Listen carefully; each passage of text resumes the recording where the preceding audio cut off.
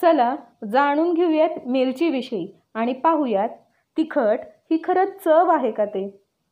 मिसळ, ठेचा अशा पदार्थांचे नाव काढले की झणझणीत, चमचमीत असे शब्द आठवतात। हे पदार्थ मिरचीशिवाय बनविणे अशक्यच। आज मिरचीला स्वयंपाकघरात मानाचं स्थान आहे। पूर्वी तिखटपणासाठी मिरी आणि आलं यांचा वापर करत असत। साधारणतः 15व्या शतकात मिरचीचा भारतात प्रवेश झाला। मिरचीची तिखट चव ही खरं तर चव नसतेच, तर तोंडाचा दाह असतो। मिरचीला तिखटपणा तिच्यातील कॅप्सिसिन या उपसारामुळे आला आहे। कॅप्सिसिनला कोणताही वास नसतो अथवा चव नसते। मिरचीच्या आतला जो पांढरा मांसल भाग असतो त्यामध्ये सर्वात जास्त कॅप्सिसिन असतं।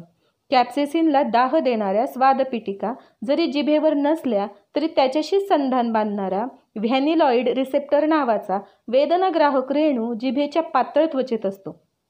आपण मिरची खाल्ली की हा रेणू उत्तेजित होतो, उष्णता निर्माण होते। तेथील वेदना आणि उष्णता ग्रहण करणाऱ्या संवेदी पेशी संवेदना मेंदूपर्यंत पोहोचवतात। म्हणूनच तोंडाची आग होत आहे असं आपल्याला वाटतं। मेंदूकडे संवेदना पोहोचली की त्याची प्रतिक्रिया म्हणून एंडोर्फिन्स हे पेशींना चेतवणारं विकर स्त्रवतं। एंडोर्फिन्स हे चांगलं वेदनाशामक तर आहेच, पण त्याचबरोबर स्फूर्ती आणि आनंद देणारही आहे। मिरची खाल्ल्यामुळे आनंद मिळतो तो याचमुळे। कॅप्सायनिन रेणूंची रचना ही जलविरोधी आहे। कॅप्सायनिन रेणू पाण्याच्या रेणूस जोडले जातात, म्हणूनच पाणी प्यायल्यामुळे तोंडातील दाह कमी झाल्यासारखा वाटतो।